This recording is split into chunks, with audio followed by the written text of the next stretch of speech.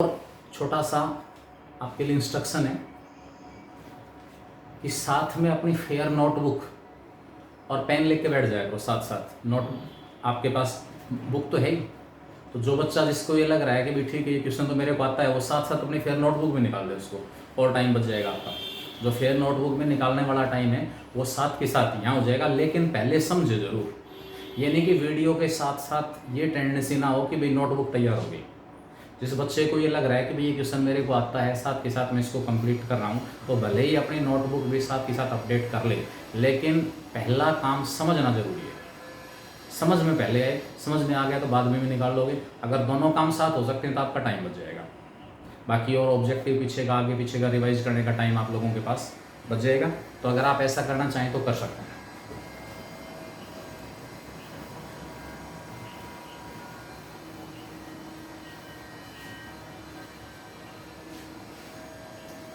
Next question देखिए इसमें 22nd। A kite is 120 metre high. Kite 120 metre high. Kite जो है पतंग 120 मीटर की हाइट के ऊपर है। And 130 metre of string is out. और इस पर्टिकुलर टाइम के ऊपर 130 मीटर जो रील है स्ट्रिंग वो आउट है, छोड़ी हुई है यानी कि। उसके बाद ये कह रहा है if the kite is moving horizontally at a rate of 5.2 metre per second, find the rate at which the string is being paid out at that instant.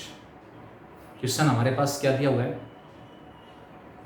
120 metre high यानी कि काइट जो है उसकी हाइट दी हुई है 120 metre, 120 metre. Horizontally move कर रहा है यानी कि जैसे जैसे रील सप्लाई करेंगे हाइट जो वो चेंज नहीं होगी, ऊपर नहीं जाएगा, इससे इस डायरेक्शन में मूव करेगा हॉरिजॉन्टली। ठीक है, हाइट जो है वो चेंज नहीं होगी, हाइट थ्रू आउट 120 मीटर ही रहेगी। अब आप ये तो चेंज हो नहीं रहा, ठीक है। एक पर्टिकुलर इंस्टेंट है जहां 130 मीटर स्ट्रिंग आउट है, 130 मीटर, ठीक है। उसी पर्टिकुलर इंस्टेंट के ऊपर हमें क्या करना है, find the rate at which the string is being paid out. String यानी कि जो रील है उसकी लेंथ कांस्टेंट नहीं है। ये जो 130 मीटर दिया हुआ है उस पर्टिकुलर इंस्टेंट के ऊपर जहां हमें स्ट्रिंग का रेट ऑफ चेंज निकालना है, वो पर्टिकुलर इंस्टेंट है कि जहां स्ट्रिंग 130 मीटर है, स्ट्रिंग की लेंथ 130 मीटर है, वहां स्ट्रिंग जो है उसकी लेंथ किस रेट से चेंज हो रही है। ये काइट की पोजीशन है आपके पास at an instant of time T. ये हमारे पास स्ट्रिंग है, ये डिस्टेंस फिक्स है क्योंकि हॉरिजॉन्टली मूव कर रहा है। जैसे जैसे रील सप्लाई होगी तो इधर भी उसकी जो डिस्टेंस है वो चेंज हो और अपवर्ड डायरेक्शन में हाइट भी चेंज हो, ऐसा नहीं है। हाइट चेंज नहीं हो रही, केवल हॉरिजॉन्टली मूव कर रहा है काइट। अज्यूम कर लेता हूँ, let at any instant of time t, किसी भी टाइम टी के ऊपर ये डिस्टेंस मैंने क्या ले ली, x, ठीक है। और ये आपके पास आ गया भाई।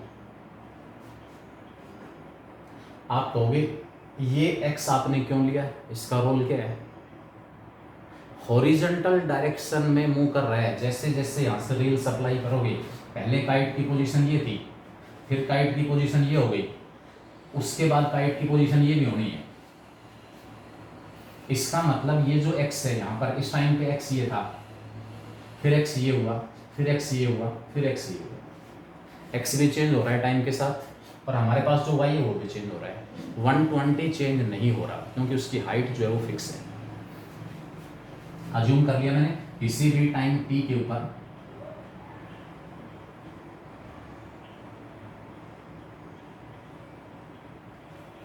x एंड y, ठीक है, बी द डिस्टेंसेज। y हमारे पास क्या है, लेंथ ऑफ द स्ट्रिंग, और आप कह सकते हो इसके अंदर what is x, distance, horizontal distance of the kite from point A, x horizontal distance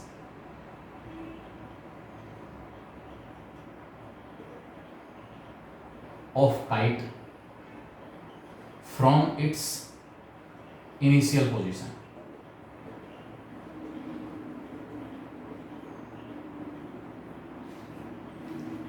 मैंने आपको बताया कि जैसे जैसे टाइम चेंज होगा ये x भी चेंज होना है, y भी चेंज होना है, ये चेंज नहीं होगा। अब x का रेट ऑफ चेंज हमें गिवन है, rate at which kite is moving horizontally. Horizontally का मतलब है जिस रेट से x चेंज हो रहा है, x इंक्रीज हो रहा है, वो रेट हमें गिवन है। Rate at which x is increasing, x जिस रेट से इंक्रीज हो रहा है वो रेट हमें गिवन है, dx बाई dt पॉजिटिव है, it is equal to 5.2 metre per second. 5.2 metre per second. Find the rate at which string is being paid out. जिस रेट से स्ट्रिंग उसको सप्लाई की जा रही है, रील छोड़ी जा रही है जिस रेट से, वो रेट हमें निकालना है। ठीक है, तो हम क्या करेंगे, y का रेट ऑफ चेंज निकालना है, x का गिवन है, x और y को कनेक्ट करने वाली रिलेशन निकालो। वही तीनों साइड दे रखी हैं, यहाँ एंगल 90 डिग्री है, पाइथागोरस थ्योरम अप्लाई करेंगे। यूजिंग पाइथागोरस थ्योरम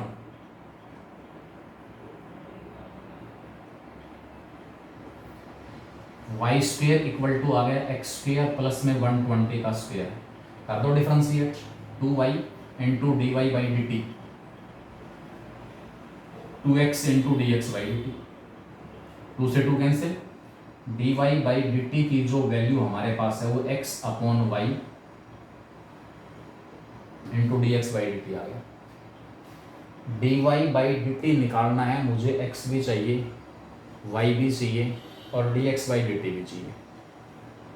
ठीक है, अब इस 130 का रोल आएगा कि एक पर्टिकुलर इंस्टेंट इसने बता दिया कि जब 130 मीटर स्ट्रिंग आउट है, रील जो छोड़ी जा चुकी उसकी एग्जैक्ट लेंथ एक पर्टिकुलर इंस्टेंट हो गया, व्हेन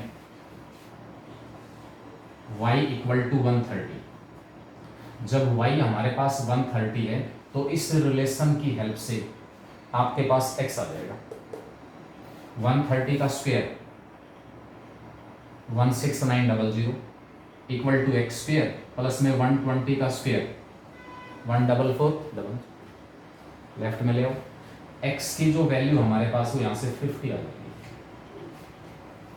169, 16 900 में से 14, 400 माइनस करोगे 2500, 2500 का स्क्वायर रूट निकालेंगे तो कितना आएगा, इट विल बी 50।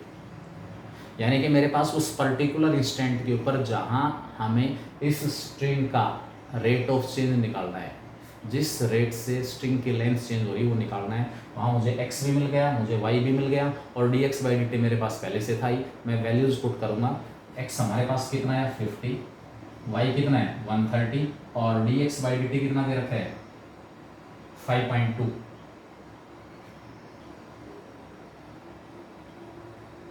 अपॉन में 10 आ जाएगा, 13 से 4, 5 से 2 और यानी कि जो स्ट्रिंग हमारे पास है उस स्ट्रिंग का रेट ऑफ चेंज। बेटा कैलकुलेशन चेक कर लेना इसके अंदर, कैलकुलेशन में, क्योंकि ना मतलब आपको मेथड समझना है, कैलकुलेशन में कोई पॉइंट रह गया, कोई चीज़ छोड़ दी तो वो चीज़ आप देख लेना। इसमें मेथड जो है मेन है मेथड, वो आपकी ग्रिप में होना चाहिए, आप आराम से क्वेश्चन निकालोगे, कोई दिक्कत नहीं। अगले जो 2-3 क्वेश्चन है ना 23, 24, 25, 26 वो लगभग एक टाइप है, लगभग एक टाइप, एक सा कॉन्सेप्ट है। क्या क्या डिफरेंस है वो डिफरेंस मैं साथ बता के चलूँगा कि ये डिफरेंस इस वजह से डिफरेंट है सारे। 23rd क्वेश्चन दिया हुआ है, a circular cone, right circular cone with semi vertical angle 45 degree is fixed with its axis vertical and it's vertex downward. वैसे तो कोण हम बनाते हैं, कोण हमारे पास ये होता है, लेकिन इसमें जो कह रहा है कोण की जो शेप है वो ये कहा जा रहा है इसके अंदर with its axis vertical and vertex downward, ये होता है वर्टेक्स। अब यहाँ पर जो कोण है इसका वर्टेक्स डाउनवर्ड है, वर्टेक्स डाउनवर्ड, ठीक है। इसका मतलब ये इनवर्टेड कोण है। सिंपल लैंग्वेज में हम कहें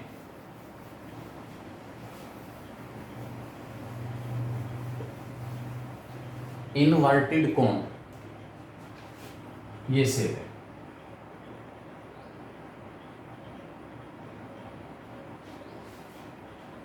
सेमी वर्टिकल एंगल इसका गिवन है 45, ये सेमी वर्टिकल एंगल ले लिया मैंने अल्फा, तो अल्फा यहां पर 45 गिवन। क्या कह रहा है अभी, वाटर इज पोर्ड, पानी बाहर से डाला जा रहा है इसमें, conical funnel, conical vessel, conical tank, कुछ भी कह सकता है। Water is poured from outside, किस रेट से, at the rate of 2 centimetre cube per second. Unit क्या बता रही है कि जैसे पानी बाहर से डालेंगे, वाटर का जो लेवल है, शुरुआत होगी वाटर लेवल यहाँ होगा, फिर यहाँ जाएगा, लास्ट में फुल भर जाएगा। तो वॉल्यूम की यूनिट हमारे पास है क्यूबिक यूनिट। तो जो 2 सेंटीमीटर क्यूब पर सेकंड दिया हुआ है, इसका मतलब इस कॉनिकल फनल के अंदर, कॉनिकल वेसल के अंदर वाटर का जो वॉल्यूम है वो इंक्रीज हो रहा है, चेंज हो रहा है। किस रेट से चेंज हो रहा है, 2 सेंटीमीटर क्यूब पर सेकंड। नेक्स्ट में क्या कह रहा है फिर उसके बाद आपसे, find the rate at which the depth of the water is increasing when the depth is 4 centimetre. What do mean by depth, मान लो किसी भी टाइम टी के ऊपर वाटर का लेवल यहाँ पर है, कॉनिकल फनल है, उसके अंदर हम पानी डालेंगे, ऊपर से अगर उसका सरफेस हम देखेंगे ना वाटर लेवल, तो हमें सर्कुलर दिखेगा। वो वाटर का जो लेवल है वो कैसा दिखेगा, सर्कुलर। तो मैं यहाँ पर अज्यूम कर रहा हूँ किसी भी टाइम टी के ऊपर r be the radius of water level and H be its height, r and H be the radius and height of water level at any instant of time t।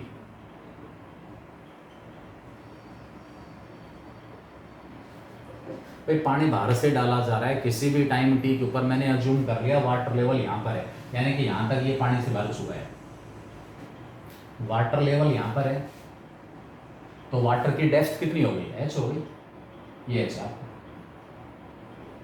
मुझे depth का ही rate of change निकालना है।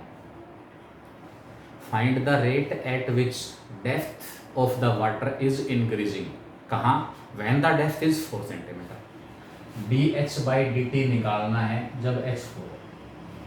Are के बारे में कोई information नहीं है, आर के बारे में कोई इंफॉर्मेशन नहीं दी हुई है कि रेडियस का क्या है। Rate of change of volume given है, water is poured at a rate of 2 centimetre cube per second, यानी कि वाटर का जो वॉल्यूम है वो जिस रेट से चेंज हो रहा है वो हमें 2 गिवन है। पानी डाल रहे हैं तो पॉजिटिव हो जाएगा, पानी अगर इसमें से बाहर आ रहा है तो dv by D t negative हो जाएगा, पॉजिटिव और negative. dv by D t volume of water in the vessel,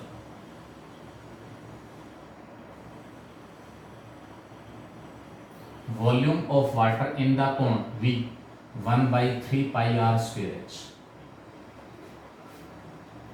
कल इस टाइप का एक क्वेश्चन आया था, अगर ये कंटेनर सिलेंड्रिकल होता, सिलेंड्रिकल, तो रेडियस चेंज नहीं होगा, रेडियस थ्रूआउट सेम रहेगा, केवल वाटर की जो डेप्थ है वो चेंज होगी, एच चेंज होगा।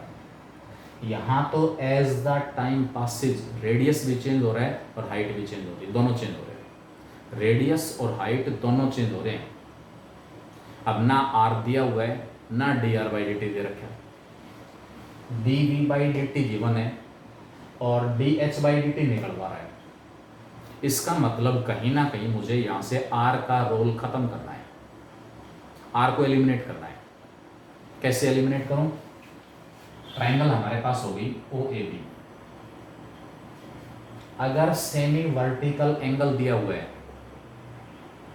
ट्रिग्नोमेट्री यूज कर लेंगे, आर को एलिमिनेट करना है, R from triangle O A B, R upon H equal to 1045 आ गया,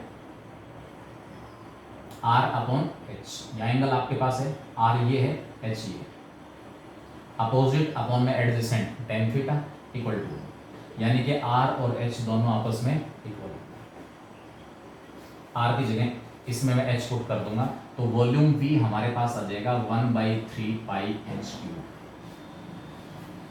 इसी क्वेश्चन में रेडियस का रेट ऑफ चेंज निकलवा सकता है, रेडियस का रेट ऑफ चेंज। एच को एलिमिनेट कर देंगे, एच की जगह आर रख देंगे, किसी का भी निकलवा लो रेट ऑफ चेंज, वहां आर देख के चलेगा। मान लो यहां पर एच की बजाय आपसे ये कह देता कि find the rate at which depth of the water is increasing when radius of water level is, rate of change निकलवा रहा है एच का, D H by D T निकलवा रहा है, कहाँ निकलवा रहा है, जहां आर 4 है।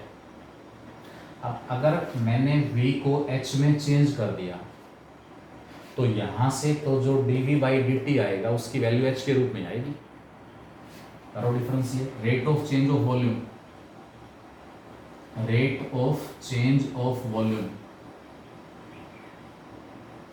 dv by dt pi by 3 h cube का 3h square into D H by D T, 3 से 3 कैंसिल, dv बाई dt हमें गिवन है 2 pi H square into D H by D T, ये पाई एच स्क्वेयर यहाँ multiply इधर आकर divide, D H by D T की value 2 upon पाई H square आ गई। इस क्वेश्चन में तो आपको एच ही दे रखे है 4, मैंने आपको बताया आर अगर 4 है, अब मुझे ज़रूरत एच की, दिया हुआ है आर, क्या करूँ आर का, इस रिलेशन की हेल्प से जो आर की वैल्यू आपको दी हुई है पुट कर दो, अपने आप क्या आ जाएगा, एच आ जाएगा। ठीक है, तो यहां से आपके पास rate at which depth of water is increasing when h equal to 4, it is equal to dh by dt and it is 2 upon pi, h की वैल्यू 4 है, उसका स्क्वायर 16, 1 अपॉन 8 पाई सेंटीमीटर पर। यहीं से आपसे रेडियस का रेट ऑफ चेंज निकलवा सकता है। आप इस वॉल्यूम के अंदर h की जगह r रख देना। दूसरा क्वेश्चन बन जाएगा, ये सेमी वर्टिकल एंगल चेंज कर देगा, ये सेमी वर्टिकल एंगल 45 देने की बजाय आपसे ये कह देगा कि जो सेमी वर्टिकल एंगल है ना वो tan इनवर्स 1 है। बताओ क्या मतलब हुआ है, tan inverse 1 semi vertical angle है। अगर सेमी वर्टिकल एंगल को मैं अल्फा ले रहा हूं, इसका मतलब अल्फा tan इनवर्स 1 हो गया। बात हुई, बस थोड़ा सा चेंज कर दिया। अल्फा tan इनवर्स 1 है, इसका मतलब tan अल्फा की वैल्यू 1, tan अल्फा 1 इसका मतलब अल्फा 45, वो यार और इस बराबर। Semi vertical angle tan inverse √3 है, यानी कि इस तरीके से क्वेश्चन चेंज हो सकता है। सेकंड पॉसिबिलिटी, आपको इसी क्वेश्चन में बता रहा हूं मैं, सेमी वर्टिकल एंगल नहीं देगा, सेमी वर्टिकल एंगल नहीं दे रहा। अब की बार ये कह रहा है कि जो कोनिकल फनल है ना, conical funnel, conical vessel, conical tank, कुछ भी नाम दे, इसकी रेडियस और हाइट देके चलेगा। जो इसकी रेडियस है वो है 10 और जो टोटल इसकी हाइट है वो है 20।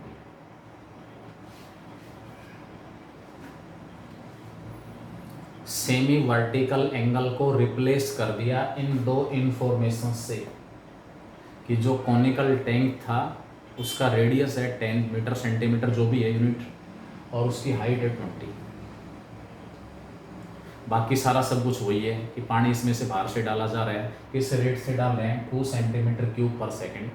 Find the rate at which water level is increasing. Water का लेवल किस रेट से इंक्रीज हो रहा है, वाटर की जो डेप्थ है वो किस रेट से चेंज हो रही है, कब, when the depth is 10 centimetre. फिर आर का कोई रोल नहीं है, आर को हमें फिर से एलिमिनेट करना है। एक चेंज है बस इस क्वेश्चन में और जो मैंने डिस्कस कर दिया इसमें, आर को एलिमिनेट करना है। या तो आप यहीं से, जब ये वाली राइट एंगल ट्रायंगल है, क्या कभी आर 10 हो जाएगा? आर 10 किस केस में होगा? जब ये टैंक पानी से फुल भर जाएगा, when it is full of water. ये कॉनिकल टैंक जब पानी से भर चुका, वहाँ हमारे पास आर जो है वो कितना होगा, 10, और एच कितना होगा, 20। अदरवाइज आर और एच वेरिएबल हैं, आर और एच चेंज हो रहे हैं, ध्यान रखना। आर और एच एक समय इक्वल भी होंगे जब ये पानी से बिल्कुल फुल भर जाएगा। फुल भरते ही आर इक्वल टू 10 और एच इक्वल टू 20 हो जाएगा। तो या तो आप ये एंगल निकाल लो, इस एंगल को अल्फा ले लिया, this side upon this side 10/20 equal to 10 alpha, या सिमिलरिटी ऑफ ट्रायंगल का कॉन्सेप्ट यूज कर लो। ट्रायंगल ओ ए बी और A dash B dash C, ये दोनों ट्रायंगल सिमिलर ट्रायंगल है। दोनों ट्रायंगल कैसे हैं, सिमिलर, कोरस्पॉन्डिंग साइड्स का रेशियो सेम होगा, और वहां से मेरे पास रिलेशन आएगी किसमें, आर और एच में। ठीक है, क्या रिलेशन होगी वो,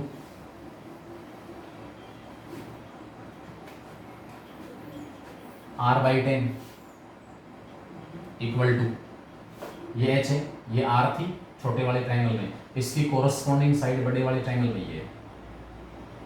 ठीक है, R/10, ये एच है, और बड़े वाले ट्रायंगल में कोरस्पॉन्डिंग साइड है 20।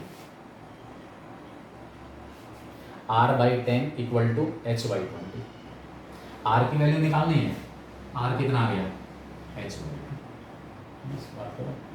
तो यहाँ इस R की जगह क्या पुट कर देना, H/2।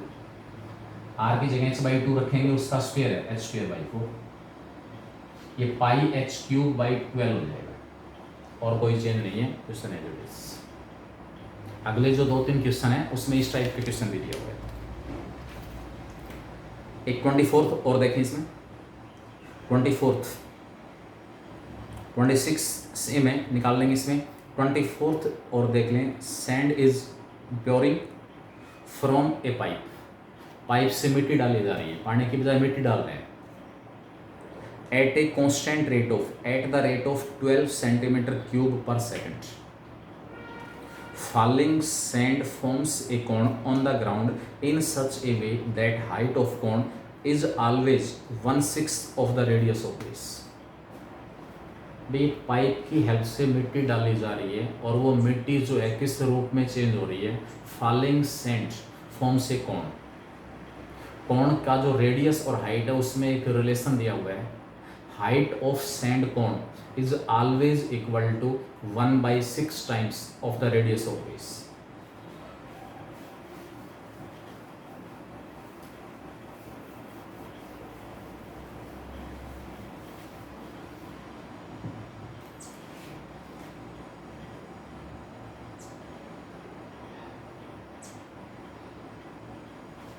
इसमें इन्वर्टेड नहीं होगा, ध्यान रखना है। यहाँ जो फिगर बनेगी वो इन्वर्टेड कोण नहीं होगा। मिट्टी डाल रहे हैं आप, प्रैक्टिकली देखें, इसमें मिट्टी को अर्थ सरफेस के ऊपर डालोगे, as the time passes conical shape में वो चेंज होती जाएगी। मिट्टी का जो ढेर है वो कोनिकल शेप में चेंज होता जाएगा, वर्टेक्स यहाँ रहेगा। तो यहाँ पर किसी भी टाइम टी के ऊपर मैंने रेडियस आर ले लिया और हाइट एच है। सैंड का कोण बढ़ेगा, मिट्टी का कोण बढ़ेगा at any instant of time T. Let R be the radius of this cone and H be the height. अब रिलेशन जो दी हुई है, यहाँ से आपके पास dv/dt गिवन है, मैं ज़्यादा डिस्क्रिप्शन में लिख रहा हूँ। 12 sand is pouring from a pipe at the rate of 12 cm³ per second, dv/dt equal to 12 given है। R and H be the radius and height of this sand cone at any instant of time t। Volume of sand in the cone, जो sand कोण बढ़ेगा उसके अंदर जो मिट्टी है उसका वॉल्यूम कितना होगा, जो उस कोण का वॉल्यूम है 1/3πr²। dH/dt निकलवाया है। Find the rate at which height of the sand cone increasing when the height is 4 centimetre. dH/dt निकालना है जब h 4 है। एक गलती मत कर देना, डेरिवेटिव निकालने से पहले h की जगह 4 मत रख देना, अदरवाइज तो कांस्टेंट हो जाएगा। डेरिवेटिव की वैल्यू एक पर्टिकुलर पॉइंट के ऊपर है, वो रेट ऑफ चेंज को रिप्रेजेंट करिए। तो पहले डेरिवेटिव निकलेगा, फिर उस पर्टिकुलर पॉइंट के अंदर जो भी आपके पास वेरिएबल उसकी वैल्यू पुट होगी। इसमें जो रिलेशन दी हुई है, height of the cone is always 1/6। जो हाइट है वो हमेशा 1/6 टाइम्स ऑफ रेडियस। यहाँ भी आपके पास दोनों पॉसिबिलिटी, आप r को भी एलिमिनेट कर सकते हो, h को भी एलिमिनेट कर सकते हो। ठीक है, यहाँ पर मैंने क्या किया, यहाँ पर मैंने r जो है उसको एलिमिनेट करना है। r जो है उसको एलिमिनेट करेंगे हम। r एलिमिनेट करेंगे तो यहाँ से r की वैल्यू आपके पास 6h आ गई। r की जगह 6h पुट करेंगे तो v हमारे पास किसके इक्वल आ गया, 1/3 6h का स्क्वायर 36h² इंटू h क्या आ जाएगा 12πh3। v आ गया as a function of h। Differentiate कर देना, वैल्यू पुट कर लेना। लास्ट क्वेश्चन है 25th। ये जो अभी मैंने बताया था 10 और 20 वाला केस। A conical vessel whose height is 4 metre and base radius is 2 metre. वैसा आ गया 10 और 20 की जगह यहाँ पर 4 और 2 दिए हुए हैं। 20 और 10 की जगह हाइट, वहाँ मैंने 20 ली थी, रेडियस 10 ली थी। यहाँ आपके पास हाइट 4 है और रेडियस 2 है। बिल्कुल सेम क्वेश्चन है, मैं छोड़ रहा हूँ इसको। 26 दिया हुआ है, water is dripping out at A study rate of 1 cubic centimeter per second through a teeny hole at the vertex of the conical vessel whose axis is vertical.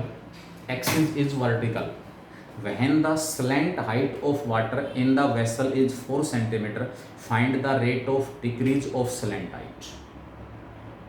ना रेडियस का रेट ऑफ चेंज निकालना, ना height का, slant height का rate of change निकालना है। Volume का rate of change दिया हुआ है। इसका मतलब अब की बार मुझे आर और एस दोनों की वैल्यू एल के रूप में निकालनी पड़ेगी। और क्या इन्फॉर्मेशन दे रखी है, where the semi vertical angle of the cone is π/6।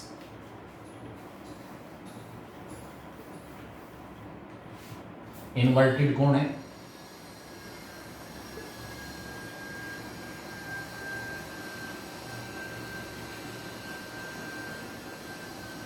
R and H be the radius and height of water level.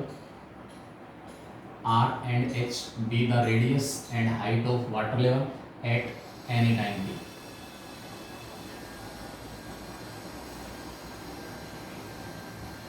किसी भी टाइम t के ऊपर वाटर लेवल यहाँ पर है, इसका रेडियस r है और हाइट h है। ये सेमी वर्टिकल एंगल आपको दिया हुआ है π/6।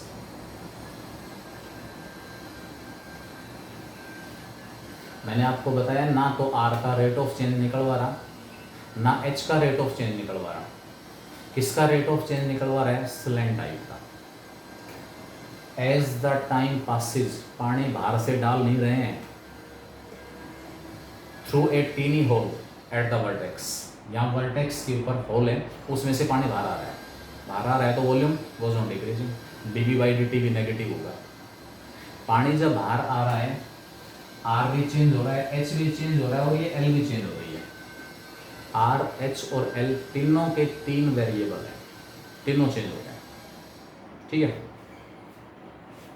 एंड L भी था स्लैंट हाइट। L जो है वो हमारे पास स्लैंट हाइट है। Volume of water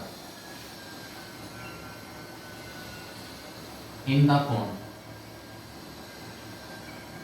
at this particular instant,